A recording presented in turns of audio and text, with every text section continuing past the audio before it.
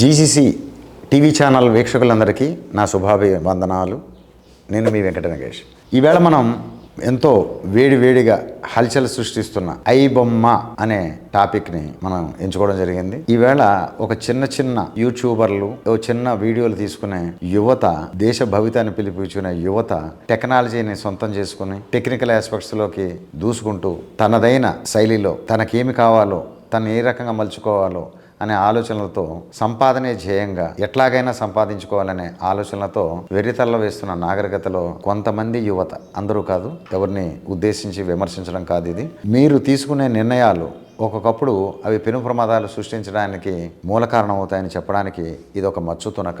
I బొమ్మ ఇమ్మడి రవి విశాఖపట్నంలో ఉండి ఇంతకాలం ఈ టెక్నాలజీ బేస్ మీద ముందుకు వెళ్తున్న ఈ వ్యక్తి ఈవేళ ఎంతోమంది కఠోర పరిశ్రమ, సినీ పరిశ్రమ అనేది ఒక అంచెలంచెలుగా అనునిత్యం నిత్య పంటని సృష్టించడం కోసం కృషి వలల యొక్క కసి పట్టుదలకి తార్కాణం మన సినిమా ప్రపంచం. ఇది మా ప్రపంచం, సినీ మా ప్రపంచం అన్నది దాన్ని ఒక రకంగా చెప్పాలంటే ఇమ్మడి రవి గారు దానికి ఒక యాడ్ చేసి సినీ ప్రపంచం, సినీ మా ప్రపంచమే కాదు, సినీ మాయా ప్రపంచం కింద మార్చి ఆయన ఈవేళ ఎంతోమందికి ఇబ్బంది పెట్టే పరిస్థితికి తీసుకురావడం జరిగింది. దీని మీద చాలామంది సపోర్టివ్గా వస్తున్నారు. ఆయన చేసిన తప్పేంది, ఆయన ఎక్కడ ఆయన అన్యాయం ఎవరికి చేశాడు, ఆయన వల్ల ఎవరు నష్టపోయారు అని చెప్పి సపోర్ట్ చేసిన వాళ్ళు ఉన్నారు. సేమ్ టైం ఈ యొక్క సినిమా ప్రపంచంలో ఏదైతే పైరసీ అనే దాన్ని అరికట్టడానికి అహర్నిశలు కృషి చేస్తూ సినిమా ఇండస్ట్రీ నష్టపోకుండా చూడాల్సిన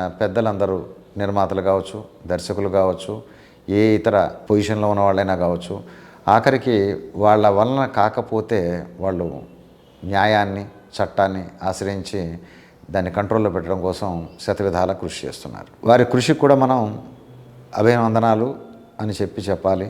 ఎందుకంటే ఎన్నో వేల మంది, లక్షల మంది యొక్క కఠోర పరిశ్రమ మీద ఆధారపడి అనునిత్యం, అది చలిలో కావచ్చు, ఎండలో కావచ్చు, వానలోనే కావచ్చు, కాలం ఏ కాలమైనా మనకి రాబడి అన్నది ఏదైనా సరే ప్రతి ఒక్కళ్ళకి వృత్తిపరంగా సంపాదన అవసరం కాబట్టి ఎంచుకున్న ఒక రకమైన పరిశ్రమే మన సినిమా ప్రపంచం. దీంట్లో నవరసాలు ఉంటాయి. ఎన్ని కష్టాలు ఏ రకంగా ఎవరెవరు ఎలా పడుతున్నారో ఎగ్జాంపుల్స్తో సైతంగా చూపించడానికి ఒక మంచి థీమ్ పెట్టుకుంటారు. కథలు ఒకళ్ళు రాస్తారు, మాటలు ఒకళ్ళు రాస్తారు, పాటలు ఒకళ్ళు రాస్తారు, ఫైట్లు ఒకళ్ళు చేస్తారు.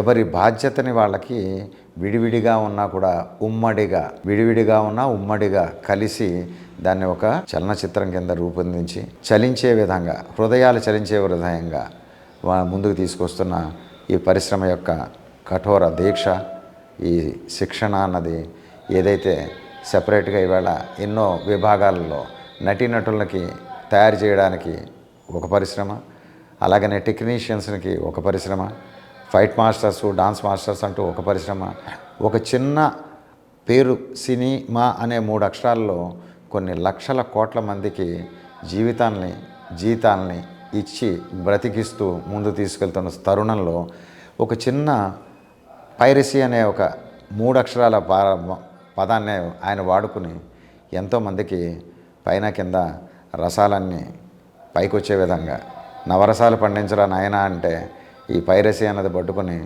ఓ రాక్షసత్వంతో ఒక రక్తం పీల్చే జలగలాగా ఇండస్ట్రీకి పట్టుకుని ఎంతోమందిని నష్టపెడుతున్నట్టుగా ఆయన అభివర్ణించడం జరిగింది. కొంతమంది అయితే ఈయన ఎన్కౌంటర్ ఎందుకు చేయకూడదని కూడా అడిగారు. నిన్ననే ఒక వీడియోలో చూడడం జరిగింది నేను. అందులో డైరెక్ట్గా ఆ ఛానల్ యొక్క యాంకరర్ గారు అడుగుతున్న సమస్యలు, సమాధానాలు, మీ ఒపీనియన్లు ఏందని అడిగినప్పుడు సాక్షాత్తు రవి గారి తండ్రి అప్పారావు గారు కూడా, ఆయన ఎవరో కళ్యాణ్ గారంట, ఆయన మా అబ్బాయిని ఎన్కౌంటర్ చేయమని చెప్తున్నాడంట. ఇప్పుడు ఆయన చేస్తే ఎలా ఉంటుందని ఆయన కూడా ఆలోచించాలి. అసలు వీళ్ళే జడ్జీలు అయిపోతున్నారు, వీళ్ళే న్యాయవాదులు అయిపోతున్నారు, వీళ్ళే పోలీసు వాళ్ళు అయిపోతున్నారు. వీళ్ళ లిమిట్స్ని దాటి వీళ్ళు స్టేట్మెంట్లు ఇచ్చి మాకు కడుపు కోతని క్షోభని తీసుకొచ్చే విధంగా మాట్లాడడం ఎంతవరకు కరెక్ట్ అని ఆయన ఆవేదన వ్యక్తపరచడం కూడా జరిగింది. చేసింది నేరమా అంటే నేరమనే చెప్పాలి. ఎందుకంటే పైరసీ అన్నది చట్టవిరుద్ధంగా ఉన్న ఏ పనిని మన భారతీయులు ఎవ్వరం కూడా సపోర్ట్ చేయకూడదు. నీతి, న్యాయం, ధర్మం, మోరల్ అండ్ ఎథికల్ అనే విధానాలని మనం పక్కన పెడితే రేపన్న రోజుని మన యొక్క దేశ సార్వభౌమాధికారంలో, మన దేశం పేరు ప్రఖ్యాతుల్లో, మన దేశం అనుకున్న ఒక మంచి నడవడికల్లో ఈ లోపాలన్నింటినీ ఎత్తి చూపించి పరాయి దేశస్తులే కాదు ఎవరైనా కూడా మనల్ని హేళనగా మాట్లాడే అవకాశాన్ని ఇచ్చిన వాళ్ళం మనమే అవుతాం. ఇక్కడ ఏమైందంటే మన వేలుతోనే మన కన్నును పొడుచుకునే సాంప్రదాయానికి తెరదీసిన రవి గారి చిన్నతనమో తెలియదు, ఇది చిలిపితనమో తెలియదు, అది వెకిలితనమో తెలియదు. కానీ కొంతమంది ఈ మధ్యనే ఏవైతే సోషల్ మీడియాలో ట్రెండ్ అవుతున్నాయో దాంట్లో కొంతమంది అవి వ్యక్తీకరించారు. సినిమా ఇండస్ట్రీలో రేట్లు గణనీయంగా పెరిగిపోతున్నాయి. మధ్యతరగతి వాళ్ళు, లో తరగతిలో ఉన్న సామాన్యులు సినిమా చూడడానికి కూడా అవకాశం లేనంతగా రేట్లు పెంచేసి టికెట్ రేట్లు ఆకాశాన్ని అంటే విధంగా తీసుకెళ్తున్నారు. ఏ మానవుడికైనా ఎంటర్టైన్మెంట్ ఎక్కడ వస్తుంది? సినిమా వాళ్ళకైతే లక్షలు కోట్లు సంపాదించుకుంటున్నారు. పైగా కొంతమంది అయితే విమర్శిస్తున్నారు కూడా. అసలు మనకి ఈ సినిమా ఇండస్ట్రీలో ఇంతంత పెట్టుబడులు ఎవరెవరు ఎలా పెడుతున్నారు, వాళ్ళకి ఎక్కడి నుంచి వస్తున్నాయి, వీళ్ళ మీద ప్రభుత్వ పరంగా కొన్ని చట్టపరమైన చర్యలు ఎన్ఫోర్స్మెంట్ డైరెక్టర్ లాంటి ఈడీ అనే విభాగం లాంటి వాళ్ళు ఎందుకు నజరు పెట్టరు, వీళ్ళకున్న లెక్కలు వాటిలో మీద ఐటీ శాఖలు ఎందుకు మనకి ఇది అవ్వవు, ఇదే సినిమా ప్రపంచం బాగుండాలని రాయితీలు ఇచ్చిన గవర్నమెంట్ కూడా వాళ్ళు ట్యాక్సులు సరిగా కట్టడం లేదనే వీడియోలు వచ్చినప్పుడు కూడా మరి ఇలాంటి వాళ్ళందరికీ రాయితీలు ఇచ్చి వీళ్ళు లక్షల కోట్లు సంపాదించుకుంటుంటే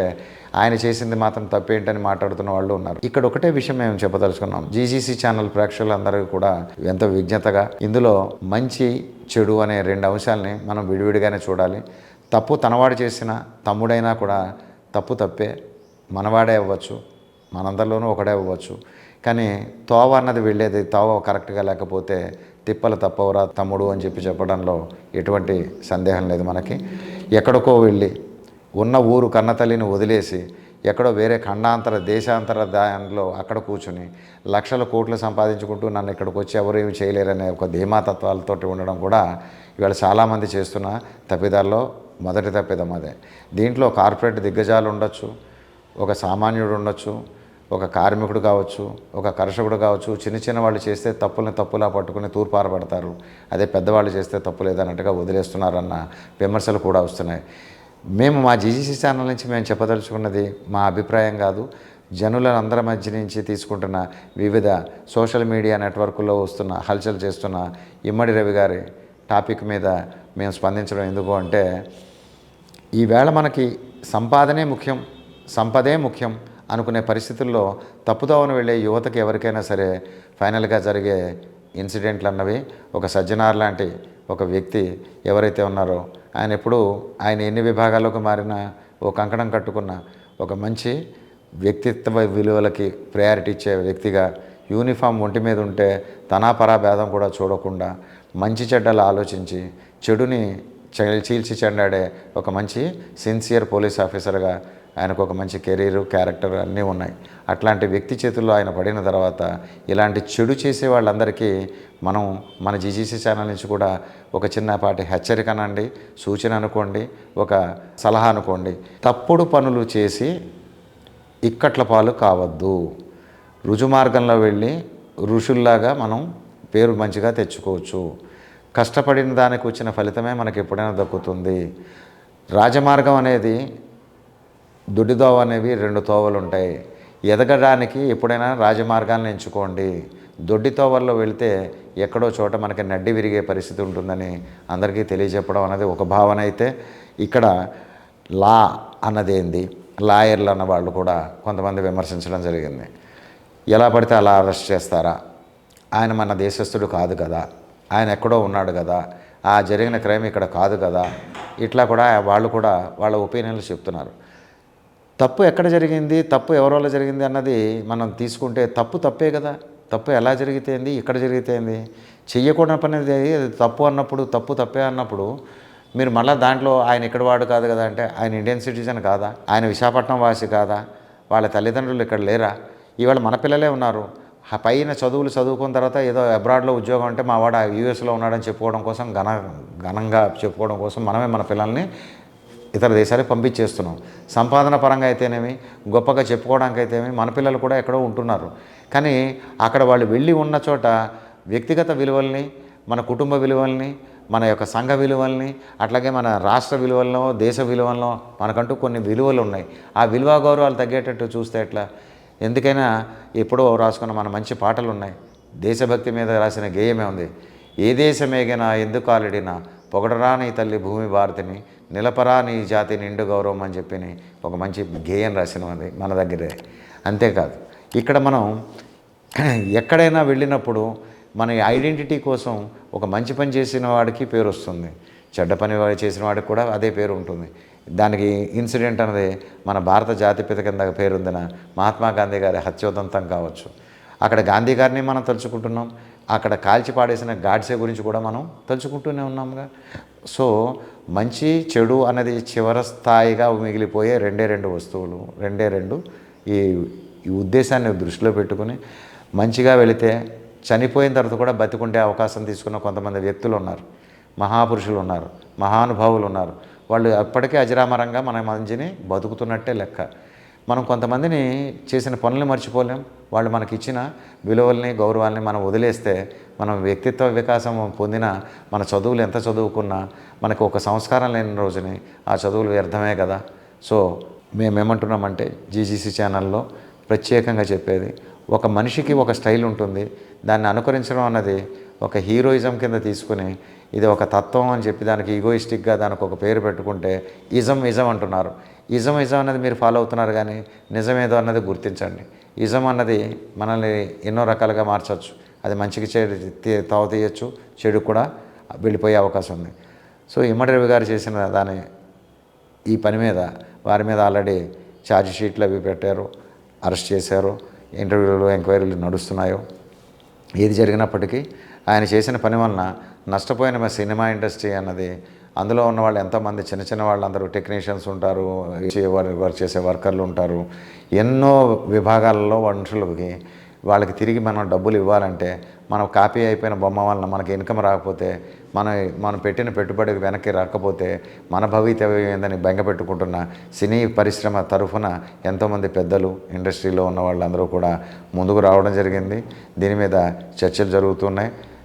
చూద్దాం, మంచి గెలుస్తుందా చెడు గెలుస్తుందా, మన సపోర్టు ఎటువైపు ఇవ్వాలి అన్న దాని మీద మన జీజీసీ టీవీ ఛానల్ వీక్షిస్తున్న ప్రేక్షకులందరికీ కూడా మేము ఈ కామెంట్లని మా ఛానల్ని సబ్స్క్రైబ్ చేసుకుని మీ కామెంట్లు మీరు మాకు పంపించవలసిందిగా. ఏదైనా సరే ఎటువంటి టాపిక్లోనైనా సరే మనం నాణ్యానికి ఒక బొమ్మ ఒక బొరుసు. ఇప్పుడు ఈవేళ మనం ఐ బొమ్మ అన్న దాని మీదే మనం మాట్లాడుకున్న దాంట్లో ఆయన చూడనిది ఒకటే. ఆ రవి గారు పైన ఉన్న బొమ్మనే చూశారు, కానీ ఆయన బొమ్మ బాగా కనిపిస్తుంది అనుకున్నారేమో, కానీ ఆయనకంటూ బొరుసు అన్న దాంట్లో ఒక అంకె ఉంటుంది. ఆ అంకె అన్నది ఎంతోమంది సంఖ్యాకులకి మనకు పనికొచ్చే విలువైన ఒక డబ్బు యొక్క విలువ అన్నది ఆయన తెలుసుకోలేకపోయారు అని నేను భావిస్తున్నాను. ఇందులో ఎటువంటి కామెంట్లు అయినా సరే మీరు చెప్పేటప్పుడు మీ నుంచి మేము కోరుకున్నది ఒకటే, మీ సపోర్ట్ ఇవ్వండి. మీ యొక్క వాల్యుబుల్ ఇన్ఫర్మేషన్ మాకు ఇవ్వడం ద్వారా మేము మరింత మంచి వీడియోలు ముందుకు చేసుకుంటూ వెళ్ళే అవకాశాన్ని ఇస్తారని మనస్ఫూర్తిగా కోరుకుంటున్నాను. నమస్తే.